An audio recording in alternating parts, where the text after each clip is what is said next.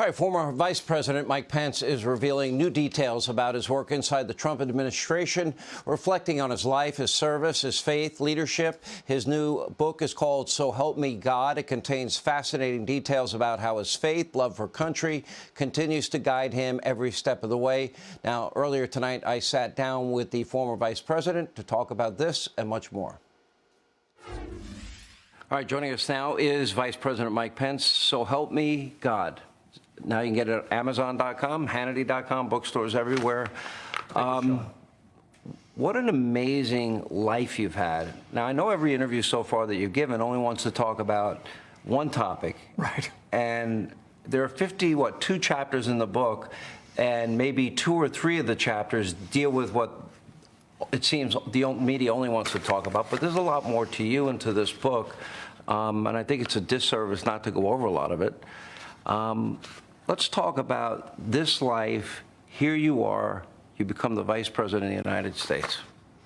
Well, Sean, first, thanks. It's great to be with you. And it was very humbling for me to have a chance to write my life story. Growing up, the grandson of an Irish immigrant. Sound familiar? Yeah. My mother, a first-generation American. My father, a combat veteran. Big Irish Catholic family in a small town in Indiana. Dreamed someday of representing my hometown in Washington, D.C., and to have had the privilege to have been the congressman from my hometown, the governor of my home state, and to serve as vice president of the United States. As I write in the book, is a testament, I believe, to God's faithfulness in my life, the decision I made to put my faith in Jesus Christ.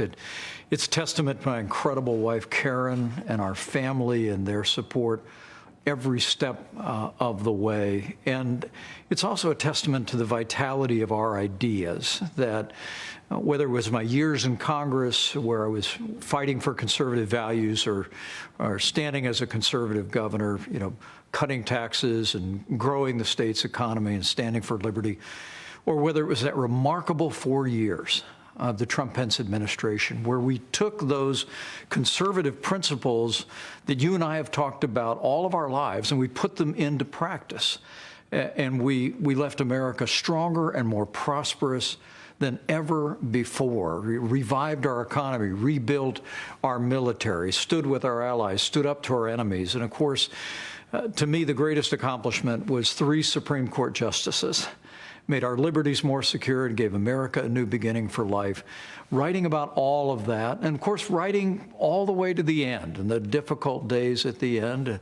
Our administration didn't end well, but writing about those 4 years is what So Help Me God is principally all about. And my heart's desire is that it gives people hope and encouragement that what we did before, we can do again. I always say conservatism works. Simple. Liberty, freedom, capitalism, our Constitution, lower taxes, less government. And in the case of the administration, secure borders. In the case of energy independence, we hadn't achieved that in forever. Free and fair trade, peace through strength, constitutionalists on the bench, law and order so people are safe and secure. And how about a classical education? And I think we covered most of conservatism. And you do all of those things at the same time. I'd like to say you take 3 steps back and America happens. I mean, over the last 2 years, as I've been traveling all over the country, people have come up to me from time to time and said, seeing the way things have gone down here at home, it seems like we have an administration that's actually intent on weakening America at home and abroad. And people come up and say, do you think we can get it back? And I always say, we'll get it all back. And you'll be surprised how quickly it comes back. I think that's one of the things that we proved, particularly in those first 2 years of the Trump-Pence administration, was when you have an administration that knows what makes America prosperous and strong and secure, and then you have partners in majorities in the House and in the Senate. It's extraordinary what you can accomplish, but it all takes leadership, and I truly do believe that with the right leadership, in Washington, D.C. will bring it all back and then some. Your reaction to the election, the overwhelming likelihood now the Republicans have the House, I think is a big, big deal.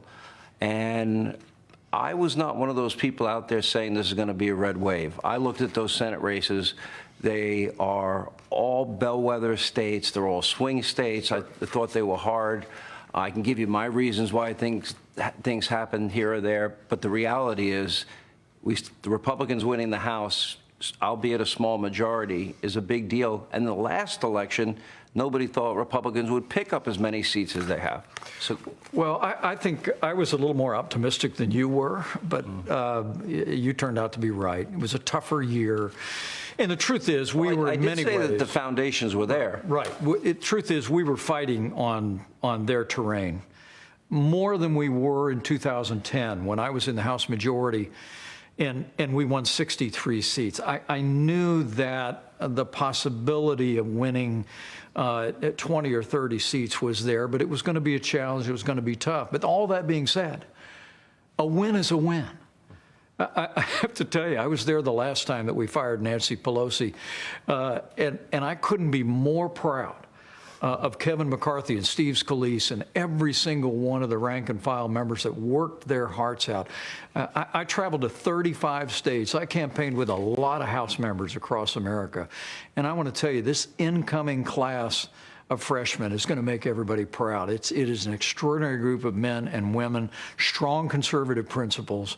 And the day that Nancy Pelosi hands that gavel to Speaker Kevin McCarthy is going to be a great day for America. And if you remember, when we did before, we won the House in 2010. It would be a few more years before we won the Senate. And then a couple of years after that when we won the White House. And so this is step one, and it's an enormously important step to be able to stop what the Biden administration continues to do to pile more spending on the American people and future generations.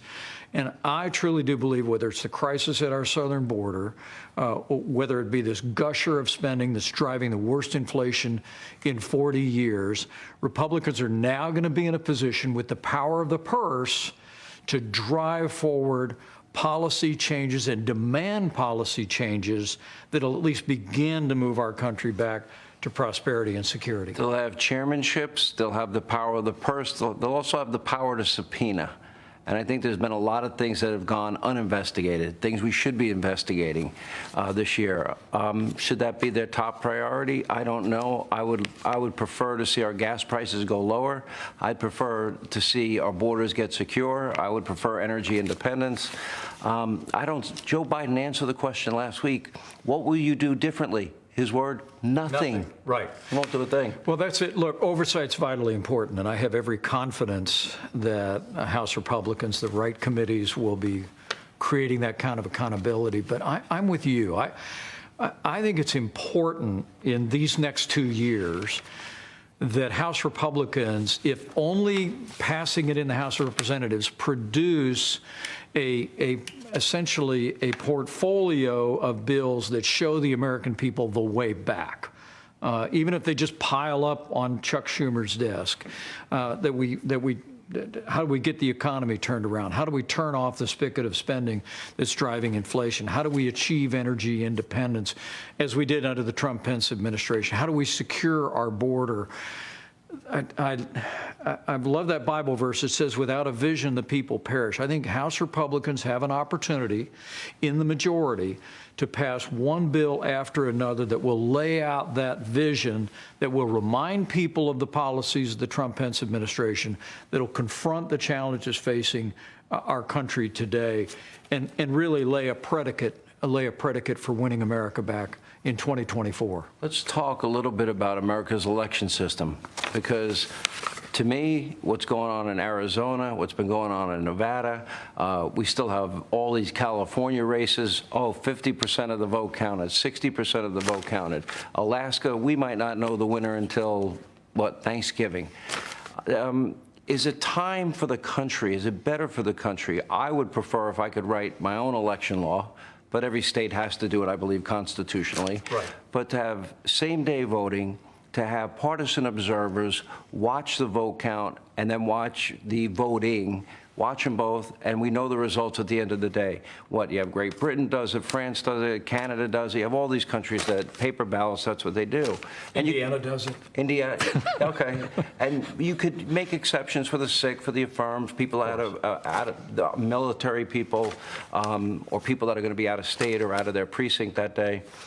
I don't like, it seems like voting for months on end, mail-in balloting. Right.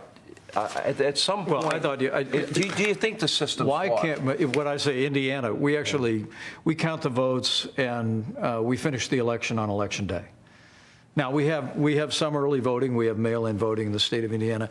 There's a long tradition of that in this country, but what's missing, and it's a source of great frustration, I'm sure, to people in Arizona and California. I mean, it's amazing, Sean, we're sitting here a week after Election Day, and we are waiting on the outcome of elections in critical states. And I hold the view that early voting, it can be managed with real integrity. And frankly, we've seen election reforms passed in states around the country that have reinforced people's confidence in election integrity. But for heaven's sakes, Election Day ought to be Election Day.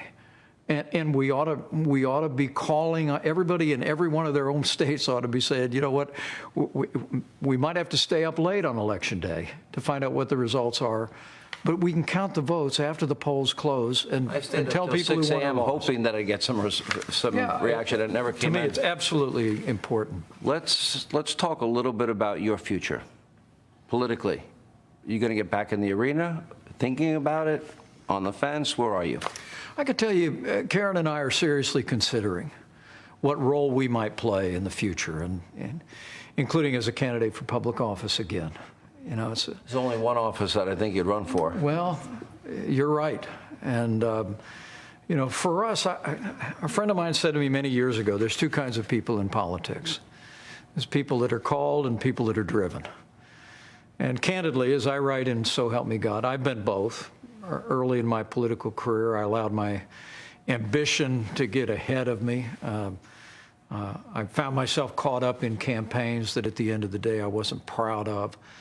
But when it came back around a decade later, the year that I was elected to Congress the first time in 2000, Karen and I had 3 small children. But we stepped forward on faith. We literally put our lives and our careers essentially in the Lord's hands. We ran campaigns that we could be proud of. We laid out our conservative values and just trusted God for the outcome. And so what we'll look for in the days ahead is what our sense of calling is as a family. You know, we have 2 in the military in our immediate family right now, and because of deployments, we actually haven't all been together for 3 years. But in Indiana, we'll have the whole family back together over the holidays. We'll hear our kids out who've always been a part of our public life, and then Karen and I will make a decision about where we think we might best serve. But I promise to keep you posted, Sean. So there are 52 chapters in the book. Every interview so far you've done up until this one, you should have done this one first, only wants to talk about you, Donald Trump, January 6th, and negate what I think were 4 incredibly successful years. And I can go through all the achievements. You could probably list them a lot better than me because you were a part of them. I wasn't. And before really successful years together, and it culminated with a Oval Office meeting one-on-one with you and the president that went on for 90 minutes or so.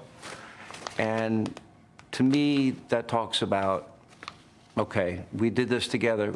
Was there much disagreement? Putting this one issue aside of January 6th, was there much disagreement in the 4 years that you recall? Because I don't recall it. Well, I have to tell you that as different as the 2 of us are, President Trump and I actually forged a close working relationship. He was not just my president, he was my friend.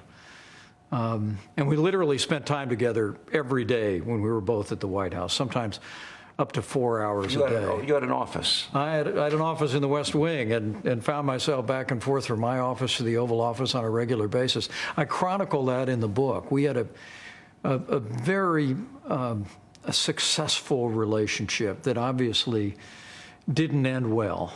And, you know, I'll always believe that I did my duty on that tragic day under the Constitution and the laws of this country.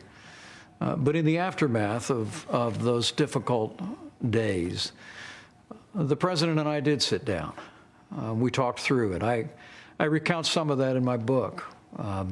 And as I told you last fall when we got together, we parted amicably. And we spoke a number of times after I left office. But frankly, when the president returned to some of the rhetoric about me and others who had taken a stand for the Constitution, I thought it was best that we just go our separate ways. But the foundation of our ability to part amicably came from that relationship that was forged in those 4 years. And I will always be proud of the record of the Trump-Pence administration and what we were able to do for this country. I mean, if you think about it, I mean, Russia never tried to redraw international lines during our administration. That was the only administration in the 21st century for which that was true.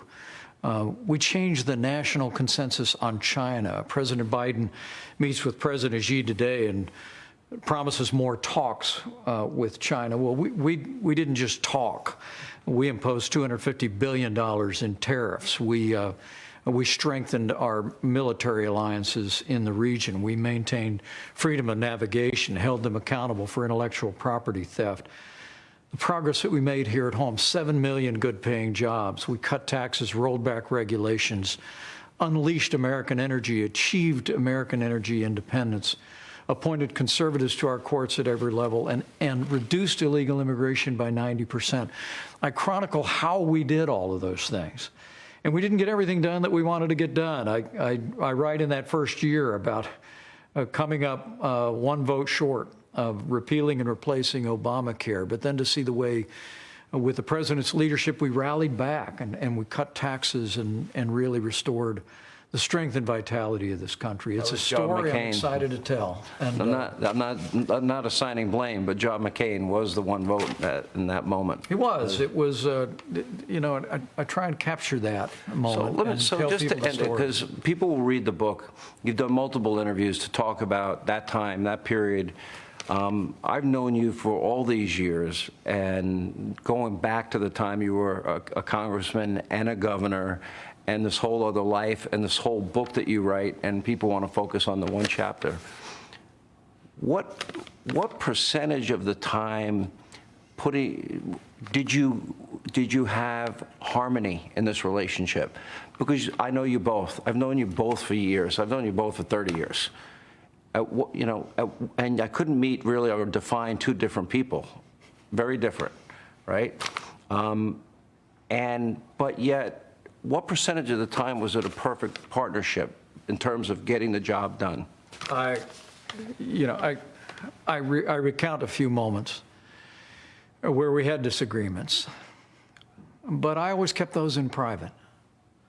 You know, I truly do believe in humility and orientation to authority. And as vice president, I believe my role was to be there to support the president, not to be just one more voice among a chorus of people with opinions. And I think that created a rapport between us of trust and genuine friendship.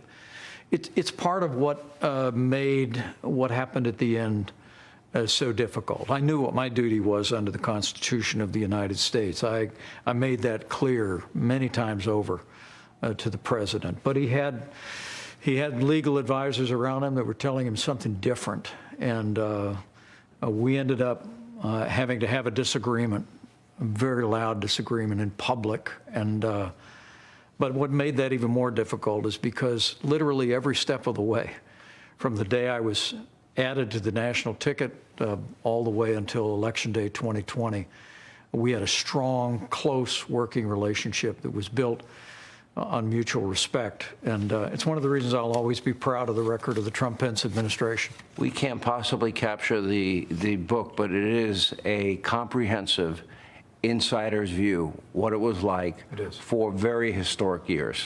And what a life you've led on top of everything.